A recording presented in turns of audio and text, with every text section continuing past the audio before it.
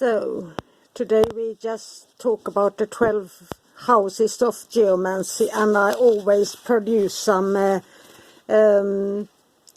cheat sheets or something like that where I pull down everything in very short notes that I'm posting on Instagram.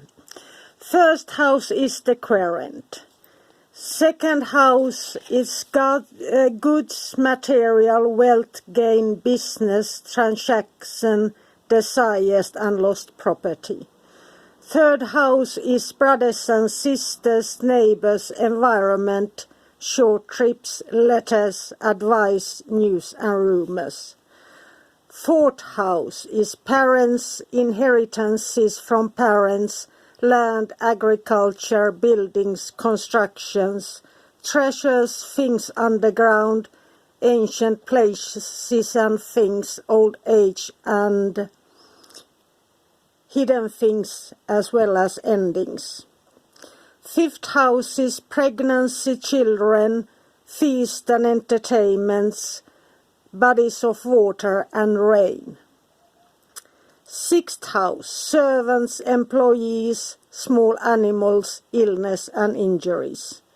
Seventh house is querents, spouse or love relationships, marriage, partnerships and quarrels, and it can also be an unknown, unidentified person. Eighth house, suffering, death, dangers, inheritances from others than parents. Ninth house, religion, philosophy, arts, wisdom, education, learning and divination. 10th house is employment, studies in society, people in authority, courts, judges and weather. 11th house is friends, sources of health, good fortune and querents, hopes and wishes. And 12th house is enemies, sufferings, trouble, secret, imprisonment, large animals and the querents, fears. And you have the houses like this, first, second, third. Everything is on Instagram and I see if I can get it through to make the quick cheat sheet here. And the first and fourth mother, I printed them out here as well as I take photographs, are in the houses first to fourth house. The first and fourth daughters are in houses 5th to 8th, and the first to fourth nieces are in houses 9th to 12th. The querent is the person who asks for divination and is always in the first house. The quesited, the subject of the divination, is always in any other house.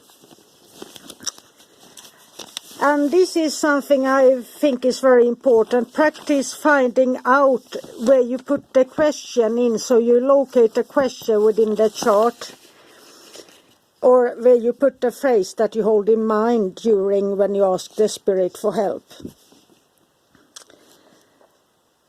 And you don't have to ask the spirit to practice simple things. You just do it in reading. And the significator of the querent is, I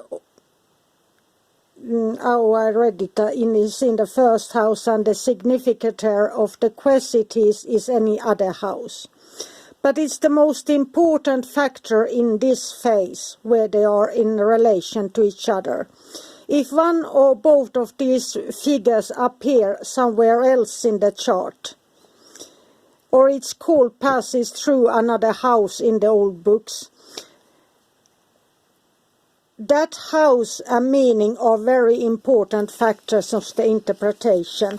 And something I love in Geomancy is that nowadays people have more than one tarot deck, but you can get the same symbols all over the house and in the shield chart as well. So it can be equivalent to having multiple tarot decks at once.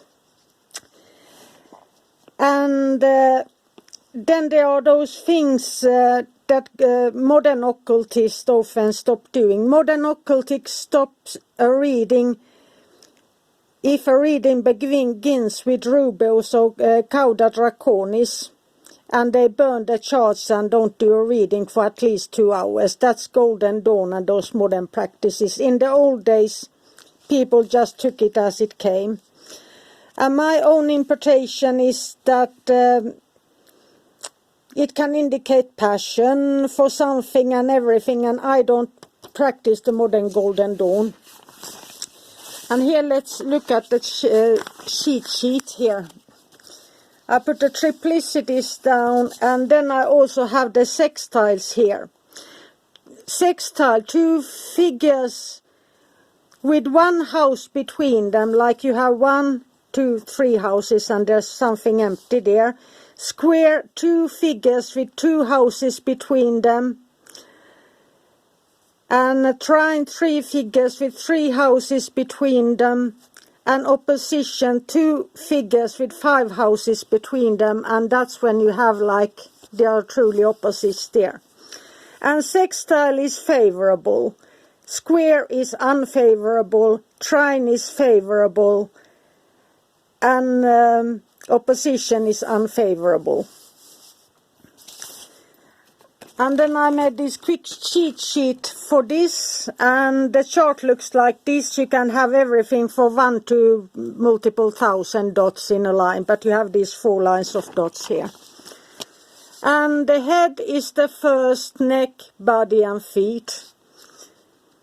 And the head of 4 mothers is the first daughter, the neck of the 4 mothers is the second daughter, the body of the 4 mothers is the third daughter, the feet of the 4 mothers is the 4th daughter.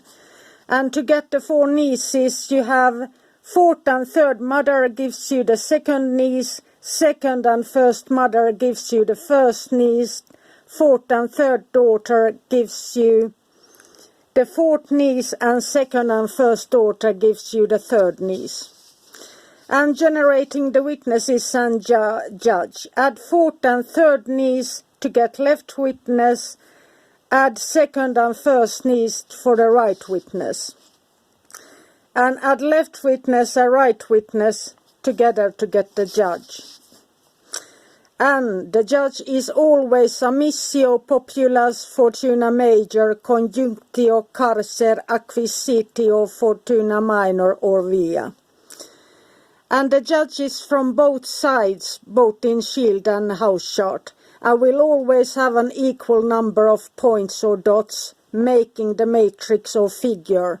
Otherwise recount, it is always accurate.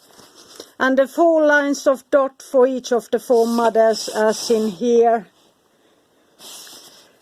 Odd numbers of dots means single dot, even number of dots, double dots.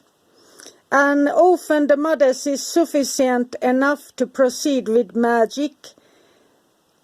And you always contemplate a phrase and a question before calling the spirit, so you have it in mind. And leave all the emotions out. And you just channel the dot lines, the 4 dot lines and the 4 mothers. Don't count or look. And 1 paper divided into 4 sections. Since you are channeling your numbers, dots get a little bit weird. And that's when I use a whole sheet, since my dots go all over the place. And that was one of the things. And then I had this own exercise I created last night. Pure is the head, amissio is the throat, albus is the shoulders and lung, populus breast and midriff, fortuna major heart and chest, conjunctio intestines and belly, puella kidneys and lower back, rubos genitals are reproductive organs, acquisio to hips and thighs, carcer knees and lower legs, tristitia ankles, laetitia feet, Cauda Draconis left arm, Caput Draconis right arm, Fortuna minor spine and via stomach. And I used to do it like that I can feel each of these matrix or figures in the part of my body. That is my own exercise. I don't know if anybody does it. But as I try to feel the symbol, or of course you could paint the symbol on the body part if you are a limber. But just to get the feeling of, so that even your left arm remembers that it is Cauda draconis, and your right arm remembers it Caput draconis, and Fortuna minor is the spine. And I work through it to get the feeling and memories in my body. And I so love geomancy, since when things start to go wrong, that's why I don't do readings for people in general. But if they come with fear and they ask me to call down a planetary spirit, it will go off straight away. And that's why you don't need to go further. If somebody is with fear, you will get fearful answers. But it is also that when you learn to do it properly and so on, if you practice, it gets the most accurate answer you can ever get. You have the spirit there with you, and you take these 4 mothers, then I usually let them go. And then the rest is just doing map out and maths. And always fill in the figures with the head up, like this. I've seen many flipping around these charts, and they are, if you need to check up and you've written them upside down or sideways, that's flippant and disrespectful to the spirits, especially if you call on planetary spirits and so on. Don't ever be flippant to the spirits.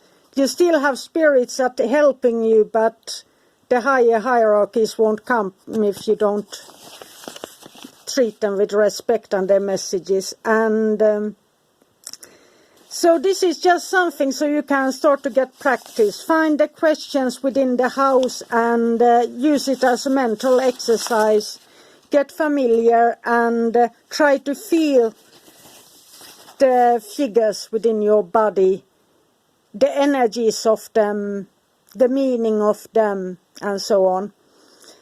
So this was all for now. Be inspired and have a magical, magical day. Bye for now.